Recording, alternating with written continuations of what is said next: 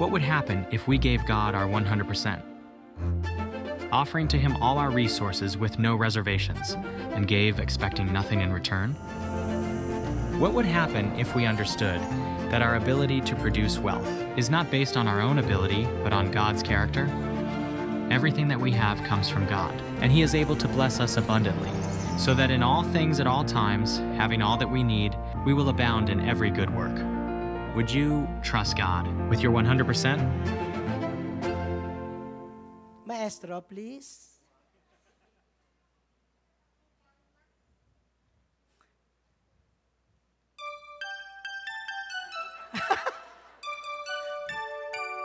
We wish you a Merry Christmas. We wish you a Merry Christmas. We wish you a Merry Christmas and a Happy New Year. Yung po, dahil September 1, the first day of September, tumama lang sa linggo, tuwang-tuwa ako. Kaya kinausap ko siya, huwag mong akong uunahan. Gigil na kanina pa. No? Meron po, mga ganyan ako. And thank you sa maano yung aming production number ni JM. I would like to thank you. Hindi naman ako ang first na nag-greet sa inyo ng Pasko. Marami na kayong narinig at nabasa. Pero dito, sa 4:30 p.m., let me greet you. Maligayang Pasko sa inyong lahat. Yan po. At dahil dyan, pumunta na tayo sa ating text for this afternoon. Okay po? Alam niyo po ba, si Jesus Christ, yung kanyang parables, marami siyang parables. At alam niyo po, 2/3 of the parables ni Jesus Christ ay nagtuturo siya about money and wealth. At itong makikita po natin in comparison doon sa mga iba pa niyang mga turo ng tungkol sa hell at saka sa heaven, mas marami pa. Kinumbine mo na yung turo niya sa heaven at saka sa hell, mas marami pa ang parables niya tungkol sa pera at kayamanan. And hindi lang naman si Jesus Christ, even the Bible. Sa Bible is so straightforward, teaching us about wealth, provision, and property. Ang tanong, bakit kaya? Bakit kaya God is so straightforward in teaching all about money? Kasi po, ang mundo ay, ang wealth and riches are so significant merong significant part ng buhay ng tao ang tungkol sa pera.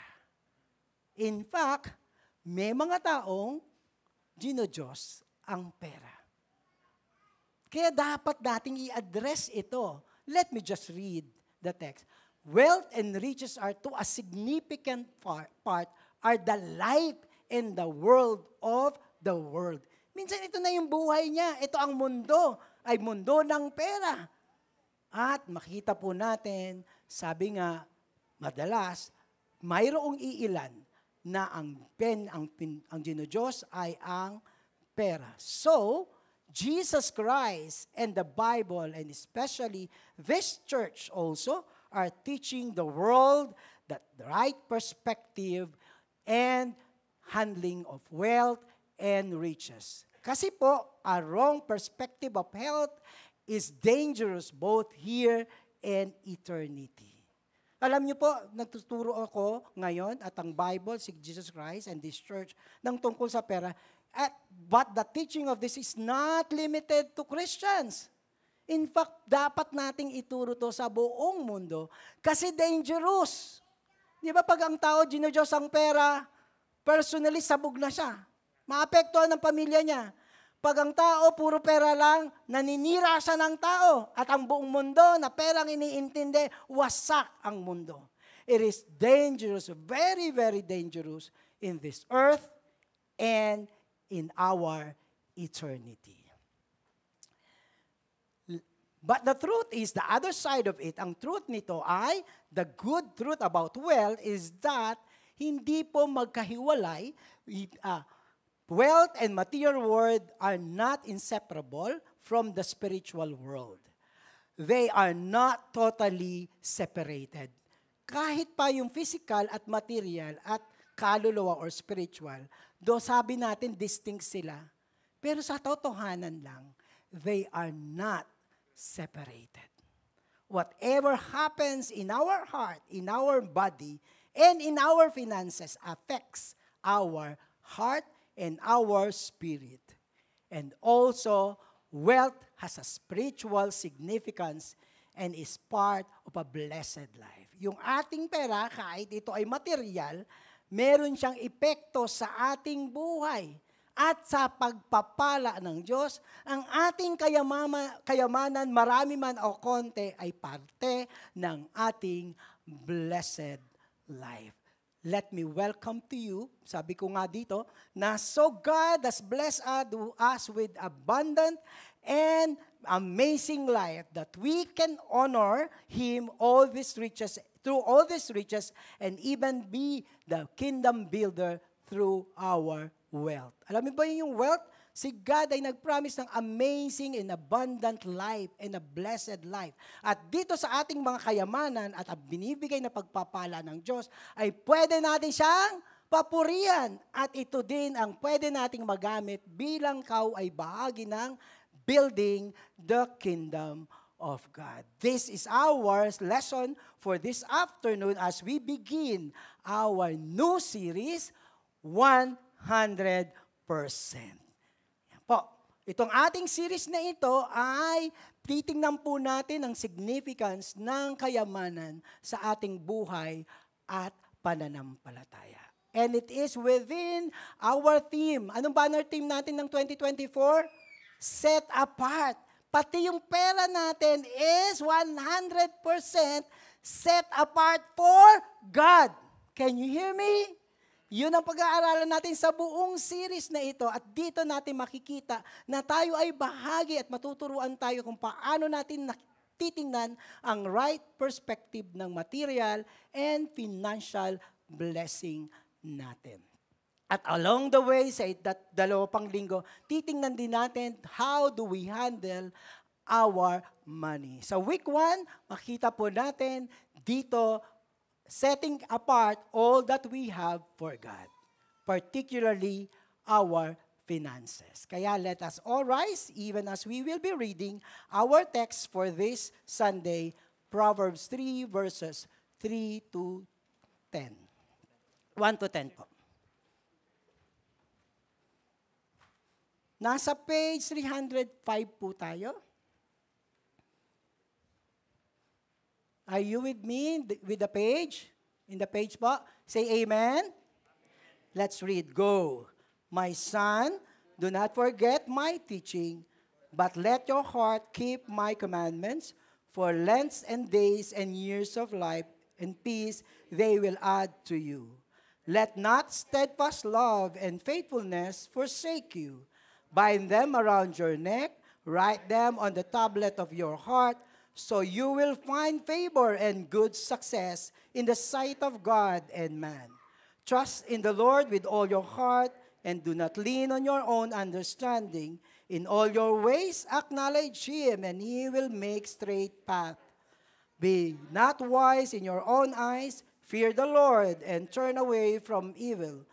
It will be a healing to your flesh and a refreshment to your bones. Honor the Lord with your wealth and with the first fruits of your produce, then your barns will be filled with plenty, and your vats will be bursting with wine. Father, it is your concern that we have enough. Father, it is your plan that we have abundant blessing. You are a generous God. But also with this, you are concerned with our heart, in the way we do things, in the way we see and use our finances and blessing. Lord, this afternoon, teach us, Lord. As the Proverbs says, teach us, Lord.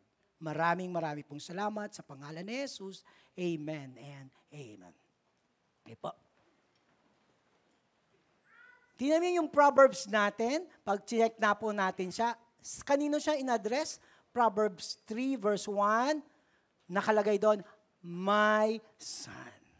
So alam niyo po, nung binabasa ko to, younger generation, hear me out. Hindi lang naman sa younger generation. I tell you, even we as adult, ay pwede ding makahinabang or dapat ding napapakinggan ang mga bagay ito. But I am taking notes for the young people to how to look at our wealth and actually, generally, at our life. Pag tinignan po natin dito po, makikita po natin dun sa mula 1 hanggang 10. These are the goals. What are the goals or pursue ng tao, ng mga batang tao o ng mga young ones in life? Makikita po natin, listed siya. Doon na po ako una, nung pinasa ko, tuwang-tuwa ko, no, teka muna. Kaya ito po muna ang aking titingnan. That in this life, we pursue all these things. Dito sa lagi, ito yung mga pinapursue natin na laging scarce and limited. Kaya dahil dito, lalo nating pinapursue. Anong pinapursue natin? According to Proverbs 3, long life. Diba? Gusto nating mahabang buhay. Gusto nating peace. Kung pwede lang bilhin sa grocery and peace, hinahanap natin yan. Gusto natin respect and recognition. Kaya nandito tayo sa social media. Nag-aantay tayo ng ganong klasang recognition. We want success. Parang minsan, I have arrived. I am successful. We pursue health. Nakita niyo po, kailangan ito, gagawin ko to. We pursue health. These are valid, I tell you. Hindi ko sinasabing mali. Pero we also are pursuing wealth. In a whole, this is our total well-being. Alam niyo, nung time namin, hindi naman bataw na bato yung mga commercial ng about well-being. Talagang iwaiwalay lang sa amin, physical, ganito. Pero ngayon, di ba? Well-being, pumunta ka dito sa spa na to, wholeness. Di ba? Ganun siya eh. Health and wealth. Pumunta ka dito, ito ang inumin mo, there is inner peace, all these things are all wellness na sinasabi. But I tell you, at iba pa po, itong mga ito na pinapursue, secure our happiness. Sabi niya, masaya ako dito. At pag meron ako nito, I am successful. Alam niyo po, ilang beses ko nang narinig, particularly kay Pastor Eric Fernandez, anong pursuit ng mundo ngayon? To be happy. And kapag tingnan niyo yung listahan natin to, this will make the world happy and secure and successful. Pero tingnan niyo po agad. Proverbs, my son, do not forget my teaching. Ano agad ang advice? Immediately, anong advice ng ating Proverbs? Do not forget my teaching. Nakita nyo kagad, mayroon na kagad advice. At ang Proverbs being the wisdom book is the wisdom of God. While we search all these things and we long for all these things, meron akong reminder sa bawat isa sa atin, huwag kalimutan ang teaching at ang Bible at ang Word ng God. Kaya doon tayo pupunta. In doing that, tingnan nyo, umpisa tayo, number 1. Anong hinihingi? Length ng buhay. At saka ano? Peace. Pinagsabi niya, for the length of days and years of my life. At hindi lang haba ng buhay, kapayapaan. Ang hirap-hirap ng kapayapaan, ano? Meron ka na nito, tapos mawawala yung kapayapaan mo kasi parang may kulang. Ninervyos ka, namatay ka agad yung kasing edad mo. But look, ano yung prescription ng book of the Bible? Anong sabi? But let your heart keep my commandment. Nakita nyo, saan tayo dinadrive? We pursue this, length of life. We pursue peace. But anong sabi? Don't forget my teaching. Ano ulit? Keep my commandment. Ang ayaw ng mundo, wag lato. Yung gusto kong diskarte, pero gusto ko long life. Ayoko ng tungkol kay God, pero gusto ko peace. Ang weird. But I tell you, as the Bible says, we cannot have this without our pagtingin sa ating Panginoon. Obedience to God comes in lagi. While we pursue things, we cannot neglect our God. Ang mundo tatakbo sila, marami silang source para makakuha ng long life, inom dito, inom doon, anong pwedeng isaksak para umaba ang buhay. Pero kapag wala ang Diyos at ang Kanyang commandment at ang ating obedience, mahirap ma-pursue at mahanap. Again, long life is not available always, and peace will always be elusive without God. Tingnan niyo po siya, but let your heart keep my commandment. Hindi lang to pang Sunday. It is in the heart. Kasi kapag puso na ang tinamaan ng mga salita ng Diyos at ang pagsunod sa Diyos, lahat na yan kikilos ang ating sistema at ang ating araw-araw sa utos at pagsunod sa Diyos. Let's go to another one. Anong gusto natin?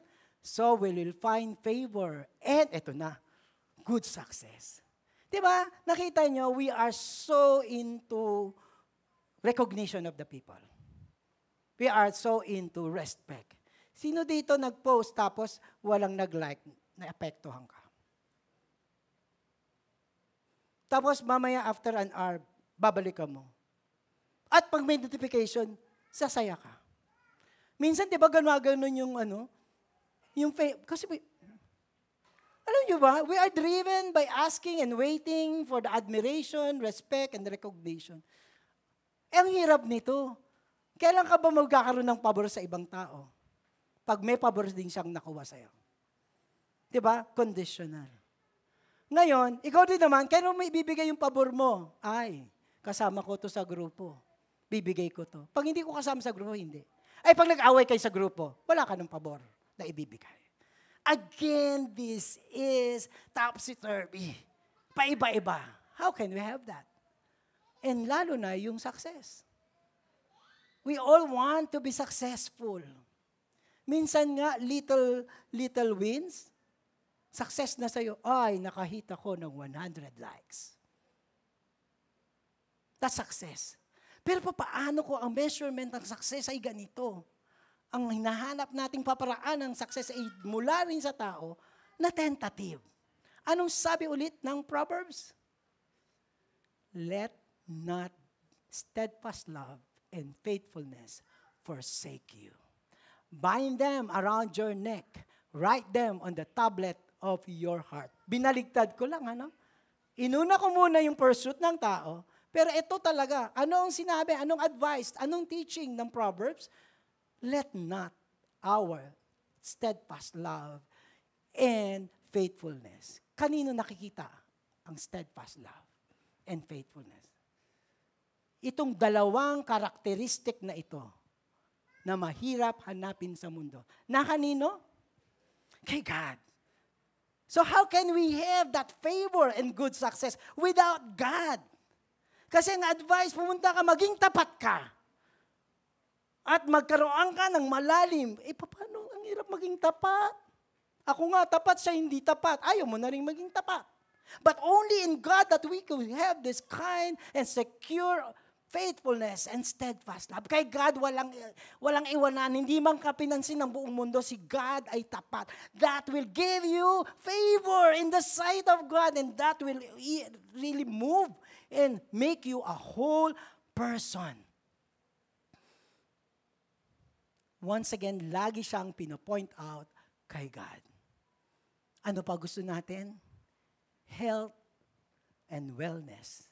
Makita po natin. Anong sabi? It will be healing to your flesh and refreshment to your bones. Pag tinignan po natin yung healing to the flesh, yung flesh dito is yung centrality ng katawan mo.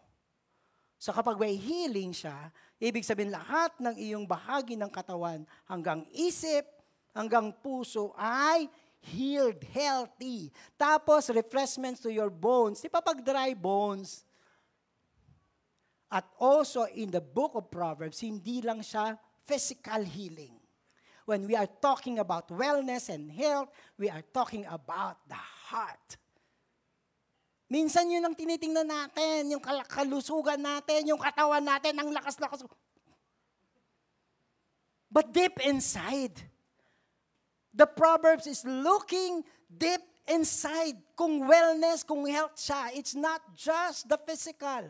It is also from within. Tingnan niyo yung sabi. What is the advice? To have that wellness, trust in the Lord with all your heart and do not lean on your own understanding. In all your ways acknowledge Him and He will make straight your path. Be not wise in your own eyes. Fear the Lord and turn away from evil.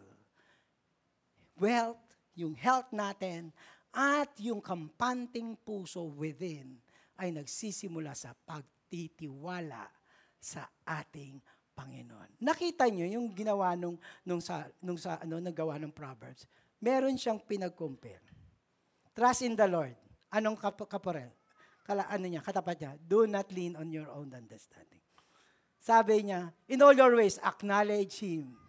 Tapos sabi niya, be not wise in your own eyes. Kanino ka magtitiwala? Kanino ka magtitiwala? Si God. Sino kalaban ni God sa puso natin? Sa trust. Para magkaroon ng wellness. Sino kalaban? According to the Proverbs, turo nyo at sarili nyo. It is about us. Laging tayo. Ang magulo, weird dito, ang kalaban mo na umaagaw ng mga bagay na magandang pinapursu mo, ay ikaw mismo. Ikaw ang may gusto, pero sino ang greatest enemy? Ang sarili natin. Self-conceit and selfishness are the worst enemy to obey God. Worst enemy to love God. Worst enemy to be faithful to God. Worst enemy yung sarili to trust God and to fear God. It is all about us when we are not pursuing getting all our pursuit, all because we are looking at us rather than the source and the ultimate God who gave us all this wellness. Kaya pag huwag kang humanap sa kaliwa, sa kanan, humanap ka kung ikaw ay nagtitiwala sa Diyos higit kanino man. Kaya, because of this, tingnan nyo. You want to be happy, but you're not happy. Anxiety, depression. Habang ang mundo, maraming pinopursue ngayon, nung time namin, ang konti lang namang pangarap namin. Opo, konti lang, makatapos ako ng pag-aaral. Pagkatapos ko makapag-aaral, makatrabaho ako maayos. Matulungan ko nanay at tatay ko. Makahanap ako. Ang simple lang po, at least sa akin. Pero ngayon, yung mga anak natin, ano pa hinaperso nila? Sobrang dami. Long life, peace, ganyan. Tapos yung source, hindi nila pinapansin. Tapos dahil hindi nila namimit, ang taas ng depression ngayon. Pansin nyo ba? Sino kung may kagagawan ng depression, anxiety, taas ang mental disabilities? Guilt, ganyan, lahat yan. All because nakakalimutan na yung pain. Yung pinaka-source. At hindi lang naman to personal. At hindi lang ang naapektuhan pamilya, naapektuhan ang buong community. Yung isang pinuno, yung barangay chairman na gustong yumaman, sige, anong gagawin niya? Mga government official na gustong yumaman kasi yun yung happiness niya. Yun yung security. Diba magkukurap? Sino naapektuhan? Yung buong bayan. So nakikita, all because erase God. Our all well-being is in and founded in God alone. If we want to pursue all this na lineup, di naman sinabi ng Proverbs na mali yun. Pero saan mo huhugutin? Kanino mo hahanapin? Kanino ka makikipagtipan? Walang iba. God is a God, holistic in all areas of our life. He is concerned. It is His business. Kaya sa atin, doon tayo humanap ng ating pundasyon. Only in God. But, dahil nasa series tayo ng 100%, meron tayong extra point about the pursuit of man about wealth. Then, dun sa 10, sabing ganon, tingnan niyo po yan. Then your barns will be filled with plenty and your vats will be bursting with wine. Nakita niyo, plenty, bursting, overflowing. Sabi niya, yan yung gusto mo. If you want that, diba, that is pursuit of wealth. Anong sabi naman ng ating verse? Bago yan, wealth is the major pursuit of the world to secure her happiness and success. Anong barometer mo na successful ka? Pag mayaman ka. Pag may pera ka. So wealth is something that most people are going into. Ito yung hinahanap nila. Pero anong sabi ng Biblia? At buong tapang kong sasabihin sa inyo, but God is at the core and at the top of wealth and riches of the whole earth. Alisin mo si God sa pag-secure mo sa wealth and stability. Hindi ko naman sinabi yung over na mayaman. Pero pag inalis mo si God na magkaroon ng special or comfortable life, may inaalis ka, yung may-ari ng lahat. Paano mo naman siya yung may-ari ng lahat tapos babalawaliin natin siya? Anong sabi ng Psalms 24? The earth is the Lord's and the fullness thereof, the world and those who dwell therein. For He has founded it upon the seas and established it upon the rivers. Kanino ang buong mundo? Ang lahat ng kayamanan ng mundo kay God. Etong tao, akin, aangkinin, sasakimin. Pero kay God yun. Let's go to Genesis 1. And the Lord created the heaven and the earth. Ikaw pa ba hindi lalaban doon? Ang mahirap sa tao, dahil sa pursuit niya, yun ilalaban niya. Ako ang may-ari, ako ang gustong mag-may-ari. Anong sabi ni Timothy 6 verse 6? But godliness with contentment is great. Anong sabi? For we brought nothing into the world.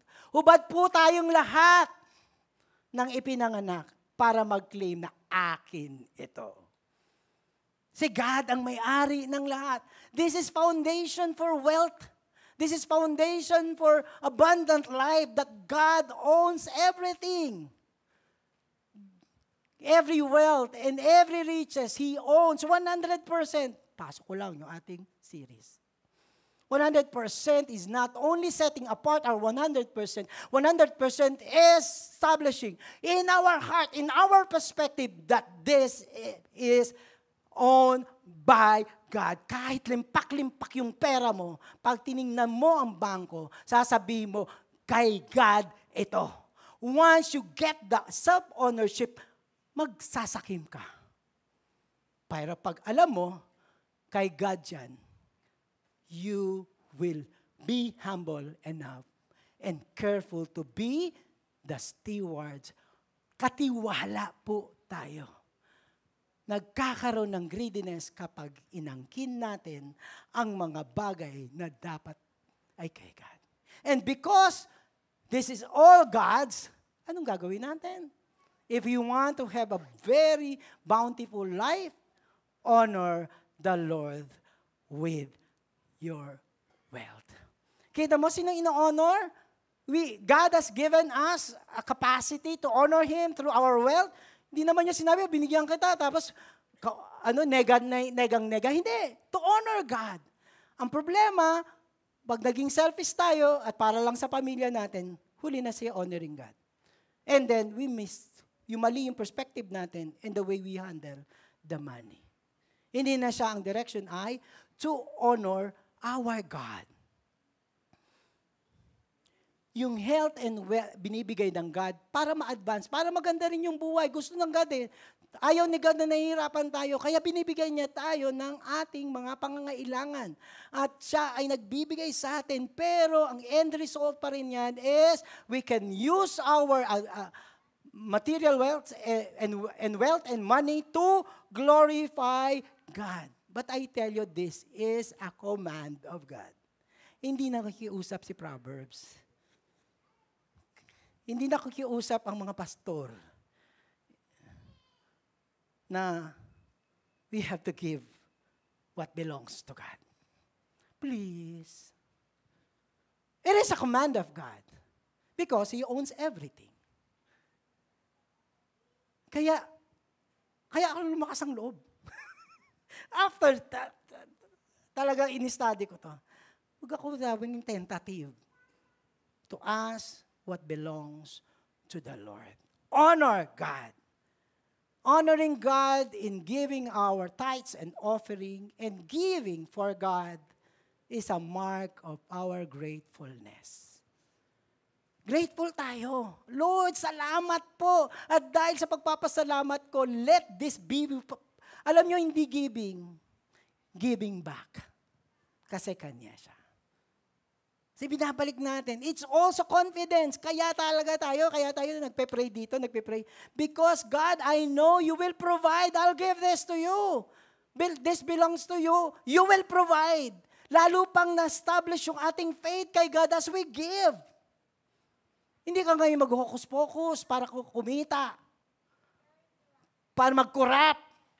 Kasi ang tingin nila mga yun, kanyang diskarte. But if we give what is due to God, we are establishing confidence and our faith in the Lord who provides everything for our life and our success and our health, our wellness. Give in humility. Diba? Hindi yung, ayan Lord Pag kasi alam mo kay God, Lord, marami pong salamat. Na ako ay binigyan mo ng pagkakataon, ma-honor kita sa aking mga binibigay. And yes, I will say, this is difficult. Preaching pa lang difficult na Lalo na pag mismo nating gagawin ang mga bagay na ito. We glorify God through our wealth, freely given back to Him for His purpose, and really as a kingdom builder. Binabalik natin ito para sa Kanyang layunin. Upang ma-establish, kasama na yon, ma-establish sa mga buhay natin, ang mga anak natin, at hindi lang natatapos sa atin, missional pa rin tayo. We establish the kingdom of God here. We are kingdom builders and we can use our money and our wealth to establish the kingdom of God. Tingnan nyo, kaya ba, gusto sabi ba ni Marloy tsaka ni David? Punta kami doon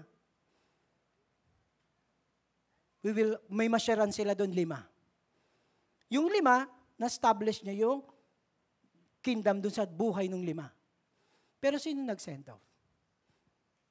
Di ba po? Yung binigay natin na tulong sa kanila, nagamit nila to establish the kingdom of God over there in Macau. Saan na-establish yung kingdom of God? Sa puso ng mga taong nag-minister sila. Whatever it is, tayo ang nagiging daluyan ng pagpapala at pagsusustento ni God sa pag-establish ng kingdom niya. Kaya ang sarap. This is an opportunity. Actually, this is an honor for all of us. Honor the Lord with your wealth and with the first fruit of all your produce. First fruits. Alam niyo, ibig sabihin ng first fruit? Ibig sabihin, yung una, kasi sila, agriculture yung bansa nila, yung unang ani, yung pinakamagandang ani, yun ang binibigay nila. So kaya first fruits, it should be the best. Kaya sa atin, meron tayo una. Alam niyo po ba, tinuro ko sa mga anak ko, tsaka sa mga teens dati. Pag binigay ang baon, tanggalin na kagad yung yung tithes. Ang baon nila, 5 pesos, di ba? Mas magkano 10% ng 5 pesos? Magkano? 50 pesos, 50 cent. 50 cents. Sabi tatanggali. Pag binigyan sila ng isang buong linggo, 50 times 5, 250. Huwag niyong pagtawanan yun. That is the best. Best siya in a matter not only 100%, 10%.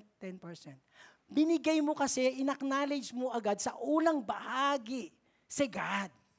Sa Kanya to kagad. Kapag ang ginawa mo, nagastos mo ng lahat, ang tatira, huwag niyo akong pagmalakayan ng 10,000, ang tatira ay 5 piso, yun ang bibigay. That's not the best. Kaya tinuruan ko sa kanila, lagay nyo muna, hiwalay, una yon bago ka magkwenta-kwenta na gusto mong bilhin. Because everything is God's. 100%. Hindi po sinabing 10% binigay mo kagad, yung 90%, Lord, nabigay ko na yung 10%, ako na bahala dito, didiskartehan ko na. It is still God's. When we use it, we use it wisely. We use it for in honoring God. Kaya nag-iingat ka sa paglulustay. So nakikita nyo, pati stewardship, financial concern ng pinag-uusapan natin. Honor God. Sabi ng Romans, Sabi ng Romans 11 verse 16, if the dough offered as first fruit is holy, yung dough, yung first fruit, yung 10%, so is the whole lamp. And if the roots is holy, so are the branches. Everything, yung ating buong pagpapala kay God ay para kay God. It is holy. Hindi lang obligado ka, 10. Tama na yan. Tapos ang gagawin mo, susugal mo yung 90. So nakita po natin ang ingat ng paggamit ng mga kayamanan ng Panginoon. Point number 2. Point number 2 pa lang ako. Our wealth and riches are from God and for God. Anumang bagay na binigay sa atin ng Diyos ay galing sa Diyos at para sa ating Panginoon. Honor the Lord with your wealth and with the first fruit of all your produce, Proverbs 3 verse 9. Pero pagdating sa 10, then your barns will be filled with plenty and your vats will be bursting with wine. Ito naman pangako ng Diyos. Sa tapat, whatever katapatan yan, including tapat tayo sa pagbibigay kay God. Anong pangako ng Diyos? Pagpapalain. Pag nagbibigay kay God, huwag magkaroon ng mindset na mawawalan ako, mababawasan ako. Pag gano'n, loser ang peg. Hindi ka nga magbibigay kay God. But pag ang tiningnan mo, pagpapalain ako ng Diyos, bakit sinabi ng Diyos na nangako siya? Ang hirap natin magbigay, right? Kung hindi tayo papangakuan, ayaw natin magbigay. But beyond that, sinabi ng Diyos, it is God's promise. He is a faithful, generous God. He will give back. Bibigay pa rin ng Diyos kasi yun ang gusto ng Diyos na i-reward ang mga anak niya na faithful. If you give time, He will give you more time, longer life. Di ba po? Hindi lang finances. If you want peace, God will give you because of your faithfulness. We can never outgive God. Kaya yung mga person natin, makikita po natin yan, kapag nakasantro kay God, nakakonect kay God, pinagpapala tayo. Balikan natin yung long life. Balikan natin yung peace. Of course, this is not a trouble-free world and life, pero God will give us that. The sense of security, the sense of wholeness.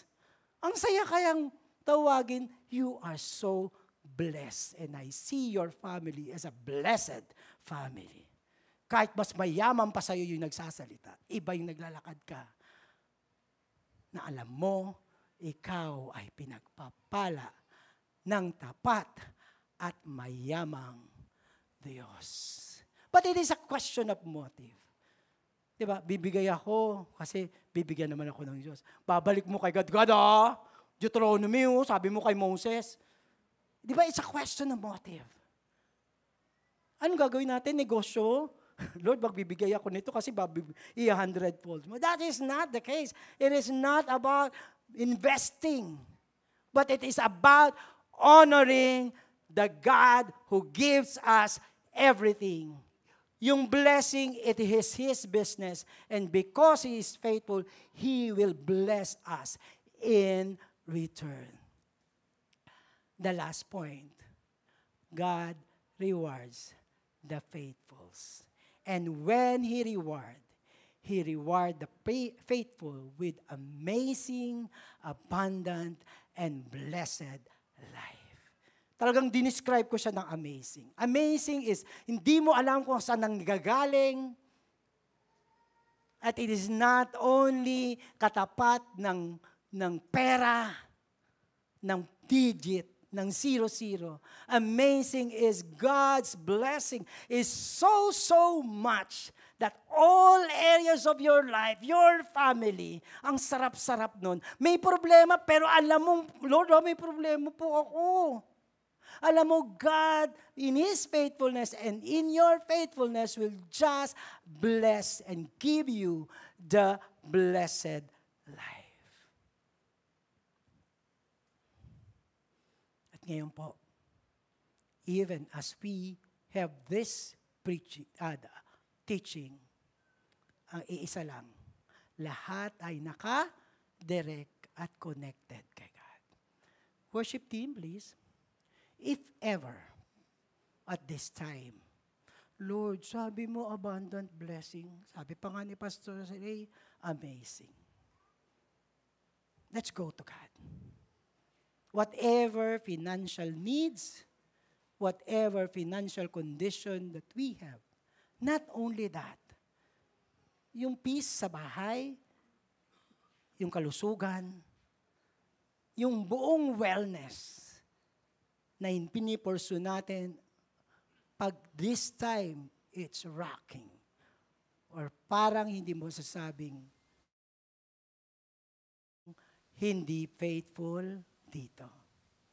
I don't want to challenge you, but I want to encourage you to come to the powerful, steadfast, and faithful God.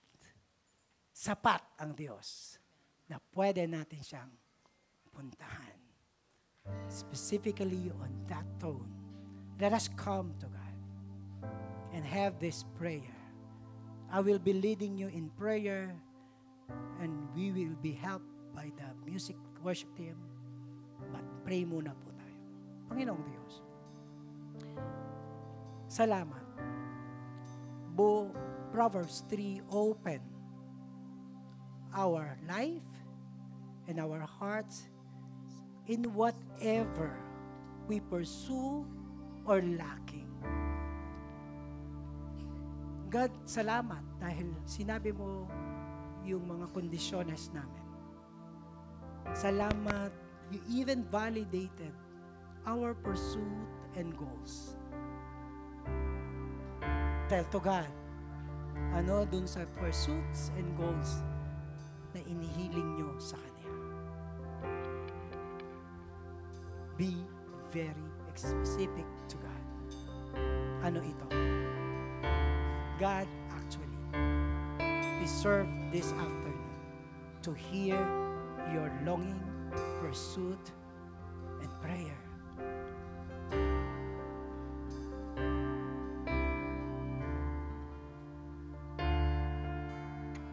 Lord, I am praying with them. Whatever it is na naging struggle, nagiging takot, umaagaw ng kapayapaan nila, pati ng kasiyahan. Lord, whatever this is, now being prayed to and for by them before your throne of glory and grace. Hear them, Lord.